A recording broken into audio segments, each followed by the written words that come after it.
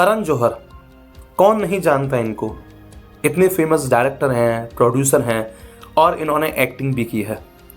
इनकी मूवीज़ की बात की जाए तो हर जनरेशन्स ने इनकी मूवी देखी है। पुरानी जनरेशन की बात की जाए तो इन्होंने वहाँ पर जहाँ हिट मूवी दी थी कुछ कुछ होता है, कभी खुशी कभी गम, कभी अलविदा ना कहना, और आज की पीढ़ी जिसके लिए इन्होंने हिट मूवीज़ दी, student of the year, Ae Dil Hai मुश्किल, और अभी हाल ही में आई वायलेशन मूवी किल।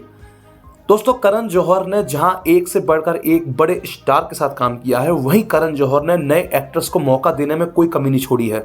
आप सब जानते होंगे वरुण धवन, सिद्धार्थ मल्होत्रा, आलिया भट्ट जैसे एक्टर्स को पहचान दिलाने वाले करण जौहर ही हैं। करण जौहर ने हमेशा अपने क्राफ्ट को ऊपर रखा है और जिस तरीके से मूवीज को वो बनाते आए हैं कि एक लव स्टोरी हो, एक फैमिली ड्रामा हो, एक सिक्वेंस हो, और तो और थोड़ा वायलेशन पर भी करण जौहर ने ध्यान दिया है। आपने देखी ही होगी इनकी अग्निपथ, क्या मूवी बनाई थी जिसमें ऋतिक रोशन, ऋषि कपूर ने क्या दमदार काम किया था, संजय दत्त ने भी क्या दमदार काम किया था। और वहीं अभी हाल ही में आई मूवी किल, एक ट्रेन जिसके अंदर सिर्फ 2 एक्टर हैं, लक्ष्य और राघव, एक हीरो एक विलन, और क्या धुआंधार फाइटिंग, क्या वायलेशन दिखाया। मतलब इतनी अच्छी मूवीज लगी लोगों को कि लोगों ने काफी पसंद किया।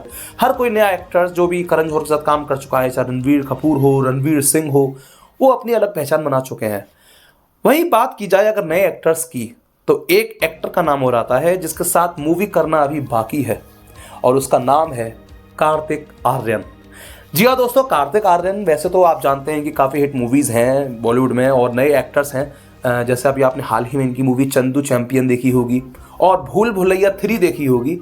तो इससे एक बात तो साबित हो गई, लोग कार्तिक आर्यन में भी एक फ्यूचर देखने लगे हैं। इन्होंने जो हिट मूवीज दी है, चाहे इनकी मूवी की बात की जाए प्यार का पंचनामा, सोनू के टीटू की स्वीटी, चंदू चैंपियन, भूल भुलैया 2, भूल भुलैया 3, तो लोगों को लगने लगा कि कार्तिक आर्यन में भी वो बात है जो बाकी के यंग एक्टर्स में है।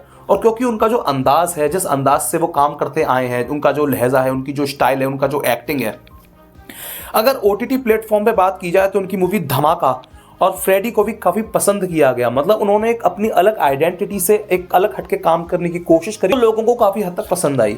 मैं कार्तिक आर्यन और करण जौहर की बात क्यों कर रहा हूं, क्योंकि मैं बताता हूं कि करण जौहर अब नए एक्टर कार्तिक आर्यन के साथ एक मूवी लेके आ रहे हैं जिसका टाइटल है तू मेरी मैं तेरा तू मेरी। हाँ, ज़्यादा नहीं, मतलब यही 4-5 वर्ड जोड़कर उन्होंने एक टाइटल बनाया है और मूवी 2026 में आएगी। इसका फर्स्ट लुक आ चुका है, आप सभी ने देख लिया होगा। नहीं देखा होगा तो आप सोशल मीडिया पर जाकर देख सकते हैं, ट्विटर पर और इंस्टाग्राम पर काफ़ी जगह ये चल रहा है लूप में, तू मेरी मैं तेरा तू मेरी। जिसमें इन्होंने बताया है धर्मा प्रोडक्शन, क्योंकि करण जौहर और कार्तिक आर्यन को लेकर आ रहे हैं। दोस्तों, मुद्दा ये नहीं कि करण जौहर कार्तिक आर्यन के साथ मूवी लेके आ रहे हैं, मुद्दा ये है कि करण जौहर कार्तिक आर्यन को लेके ही क्यों आ रहे हैं, और कार्तिक आर्यन करण जौहर के साथ काम कर कैसे सकते हैं।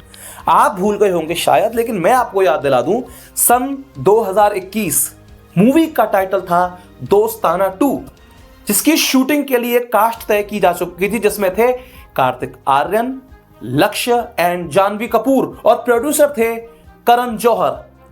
क्या हुआ, कैसे हुआ, अगर आपको नहीं पता होगा तो आप जाके देख सकते हैं सोशल मीडिया पर। काफी अखबारों में काफी हेडलाइन बन गई थी उस टाइम पे कि करण जौहर ने कार्तिक आर्यन को इस मूवी से फायर कर दिया था, निकाल दिया था। और क्या रीजन दिया था? कार्तिक एक अनप्रोफेशनल एक्टर है। मतलब कार्तिक आर्यन को कभी भी धर्मा प्रोडक्शन अब किसी भी अपने प्रोजेक्ट में नहीं लेगा। ये हेडलाइंस निकली थी, ये सुर्खियां निकली थी। करण जौहर ने कार्तिक आर्यन को मतलब एक तरीके से बैकलैश कर दिया था। तो दोस्तों, समझने की बात यह है कि कार्तिक आर्यन जो खुद स्ट्रगल कर रहे थे मूवीज को पाने में, और ऑब्वियसली आप सब जानते हैं 2020 एक ऐसा टाइम जो सबने देखा, 2020 से 2021 कोरोना, लॉकडाउन, क्या क्या हुआ, कितना प्रोजेक्ट बंद हुआ, कितने एक्टर्स घर बैठे। उस केस में कार्तिक आर्यन जहां पर यह कोशिश कर रहे थे कि मुझे कोई एक अच्छी मूवी मिले, मैं वापस से अपने आप को दिखा पाऊं, उस समय करण जौहर जो कि ब्रांड है धर्मा प्रोडक्शन, उसने ये हेडलाइन निकाल दी कि कार्तिक आर्यन को हम फायर कर रहे हैं दोस्ताना 2 मूवी से। और 2021 में जब ये हेडलाइन निकल कर आई थी तो बहुत सारे लोगों की प्रतिक्रियाएं आई थी। बहुत सारे लोग, मतलब 2 गुटों में ये डिपार्टमेंट बढ़ गया था। कुछ लोगों का कहना था कि अच्छा ही हुआ, नए एक्टर्स में एटीट्यूड होता है, नए एक्टर्स समझते नहीं हो। वहीं कुछ लोगों ने कहा कि धर्मा प्रोडक्शन की तो आदत है नेपोटिज्म को हमेशा आगे रखने की। जो धर्मा प्रोडक्शन के हिसाब से नहीं चलेगा उसको ऐसे ही फायर कर दिया जाएगा। लोगों ने तरीके तरीके से प्रतिक्रिया दी। हालांकि जब भी करण जौहर से या कार्तिक आर्यन से अलग अलग प्लेटफॉर्म पर इस बारे में इंटरव्यू हुए कि क्या हुआ था और किस लिए आपको फायर किया गया था, क्या रीजन था, तो कार्तिक आर्यन ने हमेशा यही बात कही कि ऐसा कुछ नहीं था, बस छोटी सी क्रिएटिविटी डिफरेंस थी और वो अब सबको सॉर्ट आउट है। मतलब कभी भी उन्होंने खुल के बात नहीं करी, जो कि अच्छी बात है कि एक अच्छा आदमी या अच्छा स्टार कभी भी किसी भी बात का पतंगर नहीं बना। और यही हुआ।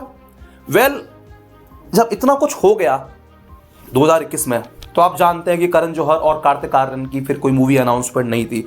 हालांकि कुछ अवार्ड फंक्शंस में इनको साथ देखा गया, कुछ इवेंट्स में इनको साथ देखा गया, बात करते देखा गया, तो लोगों ने अनुमान लगाया कि शायद इन दोनों में पैचअप हो गया है, सुलह हो गई है, शायद कार्तिक आर्यन ने धर्मा प्रोडक्शन की शर्त सारी मान ली है।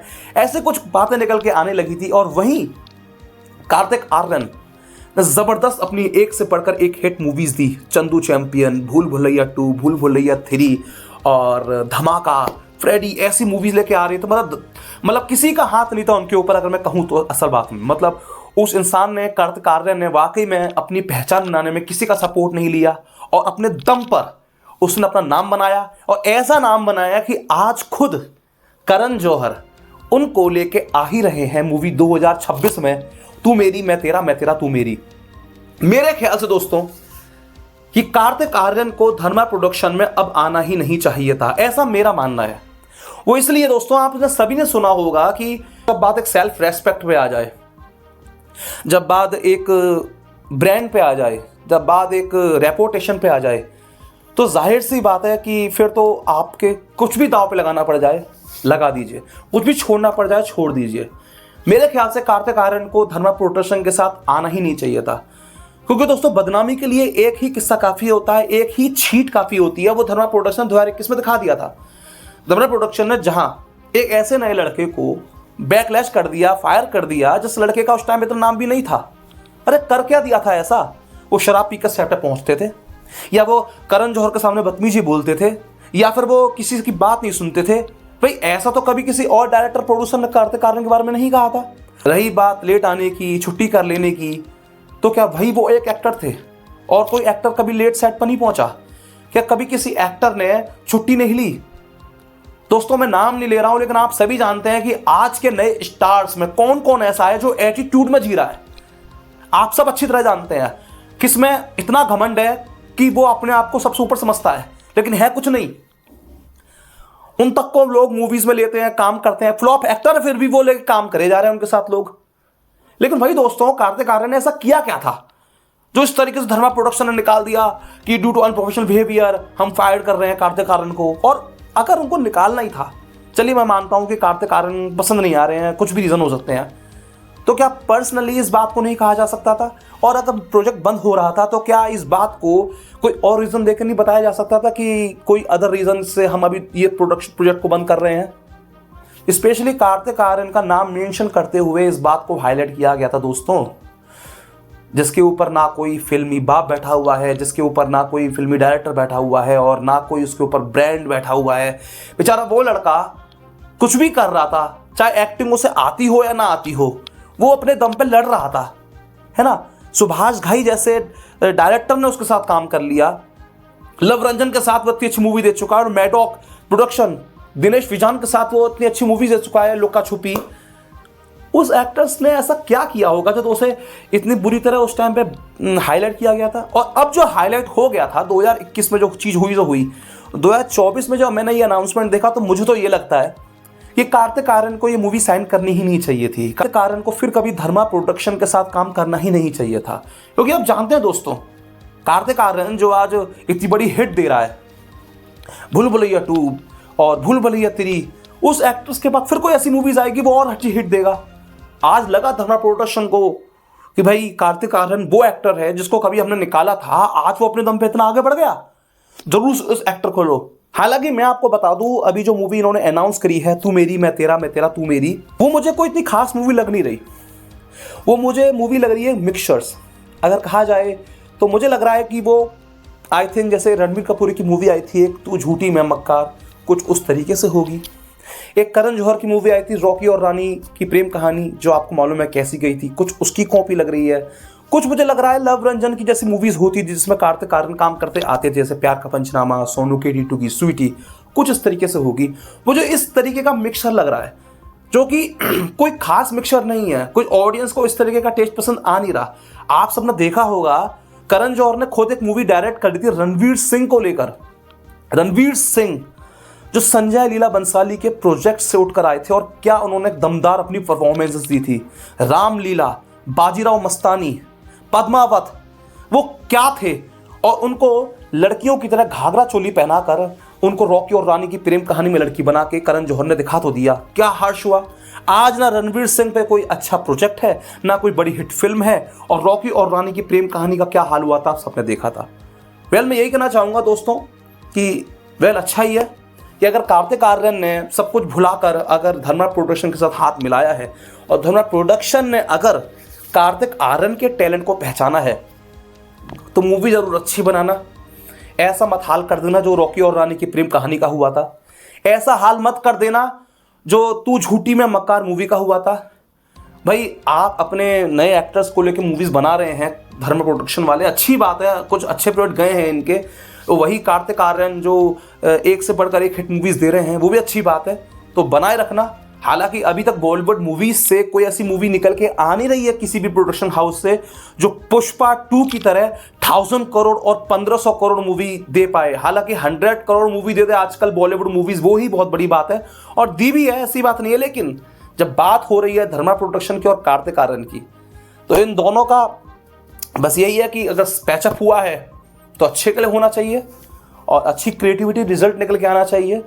आपका इस बारे में क्या कहना है, इस वीडियो के बारे में आप अपनी प्रतिक्रिया जरूर इस कमेंट सेक्शन में दीजिए, और आप जरूर बताइए कि क्या कार्तिक आर्यन को धर्मा प्रोडक्शन के साथ आना चाहिए था या नहीं आना चाहिए था। दोस्तों अगर आपको मेरा वीडियोस अगर पसंद आया हो तो प्लीज़ सब्सक्राइब करिए, लाइक करिए और अपनी प्रतिक्रिया जरूर कमेंट सेक्शन में दीजिए। Thank you.